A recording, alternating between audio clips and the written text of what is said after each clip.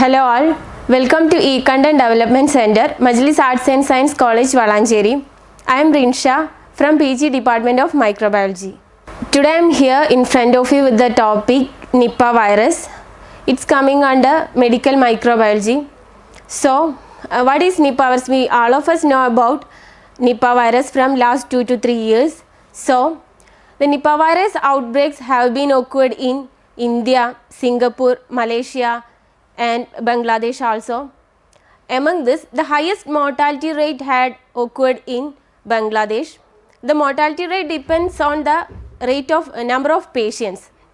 So, what is Nipah virus or what is Nipah virus infection? Let's talk about that. Nipah virus is a RNA virus, comes under the genus of Henipa virus. RNA virus means the genetic material present in that virus is RNA. So, it is called as RNA virus. And this Nipah virus commonly circulates among different types of fruit bats. Fruit bats means the bats which comes under Pteroptidae family. The fruit bats are the natural host of these viruses. So, we can see these viruses commonly in these fruit bats. So, this is all about the introduction of Nipah virus. Next, let's talk about the symptoms of this disease. The symptoms means we know that what is Nipah virus infection. That is, Nipah virus infection is a viral infection caused by the virus called Nipah virus. So, the symptoms are the symptoms starts to appear after 5 to 40 days of incubation. And the primary symptoms or the initial symptoms are fever, headache, cough, respiratory illness and drowsiness. And this drowsiness is followed by disorientation and mental confusion. Disorientation and mental confusion means a disorder related to mental problem or a mental problem is called disorientation or mental confusion. So, these are the initial symptoms, and these initial symptoms can progress into a coma stage as fast as within 2 days. So, these are the primary symptoms, and the serious symptom is encephalitis. Encephalitis means inflammation to brain or inflammation of brain, which is a potentially fatal symptom of this disease, and this can lead to the death of the patient. So, these are the symptoms, these are the common symptoms of Nipah virus infection. From this, we can understand that how serious of this disease is. So, these are the symptoms of Nipah virus infection. Okay. Next, we go through the structure of Nipah virus. Here the structure of Nipah virus, which contains several types of protein, F protein or fusion protein, G protein or attachment protein, and various types of protein that bind to the viral RNA. We know that the genetic material of that virus is RNA. So, the different types of protein that bind on the viral RNA and lipid bilayer or the outer wall of this virus and matrix protein. This is all about the structure of the Nipah virus.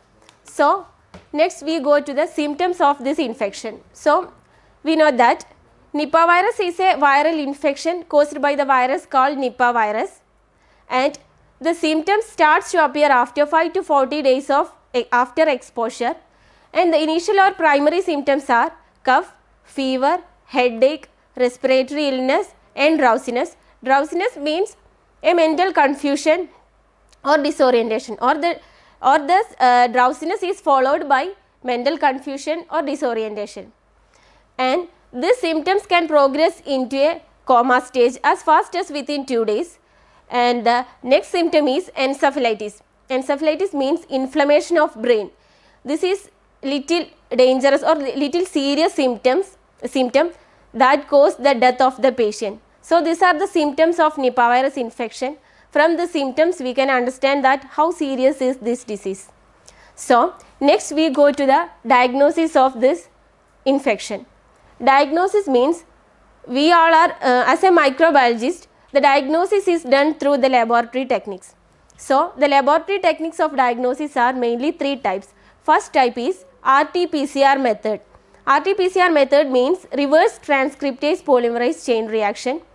It is a type of polymerase chain reaction, and here we detect the viral RNA or the genetic material of this virus. So, through this detection method, we can confirm that this is a positive result, or through this detection or this is a confirmatory test of this infection. So, For this detection method, the samples are CSF, throat swab, and urine and blood also taken during the acute or convalescent stage of this disease. So, this is the first method of diagnosis. And the second method is detection of IgG and IgM antibodies. We know that IgG and IgM antibodies are the memory antibodies that produced after the recovery of this infection. So, through the detection of this IgG and IgM antibody, we can confirm, or this is a confirmatory test for the Nipah virus infection. So, this is the second method, that is detection of IgG and IgM antibodies. And the third method is immunohistochemistry. Immunohistochemistry on tissues that taken or that collected during autopsy.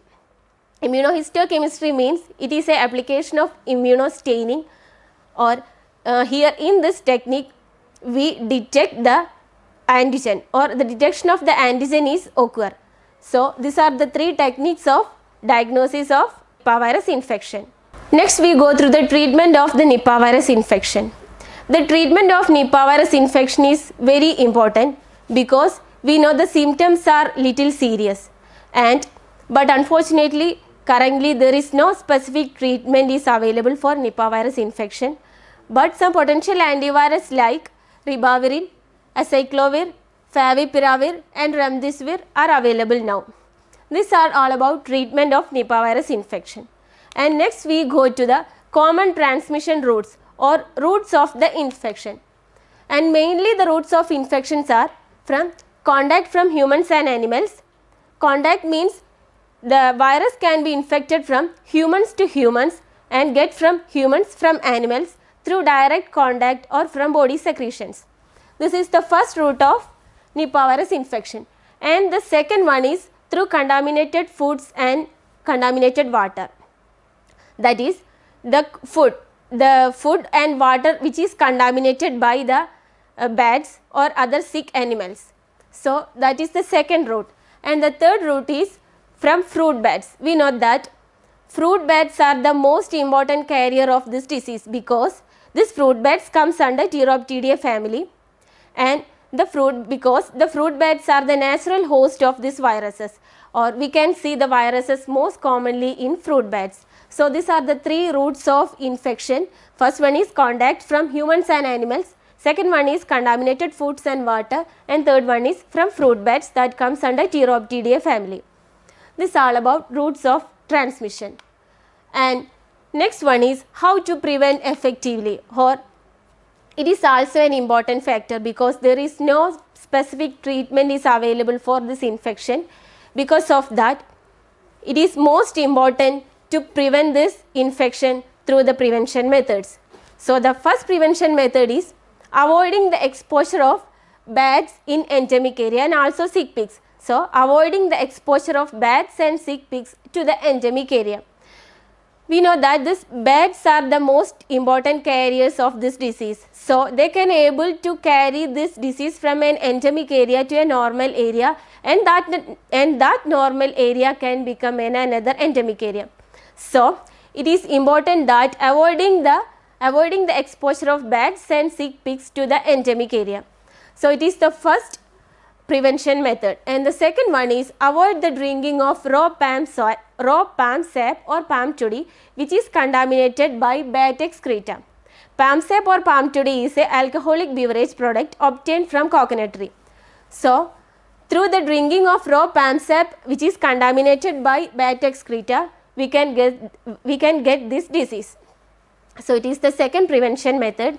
And the third prevention method is eating of fruits which is partially consumed by bats, and that should be avoided. So, by the eating or by the consumption of the food which is partially consumed by the sick bats should be avoided. This is the third prevention method. And the final prevention method is standard infection control practices should be followed to prevent the nosocomial infections like coronavirus infection, Nipah virus infection. So, the standard infection control practices are wearing mask, obey social distancing and personal hygiene, and stop the unwanted visits to hospitals. So, these are the standard prevention control practices.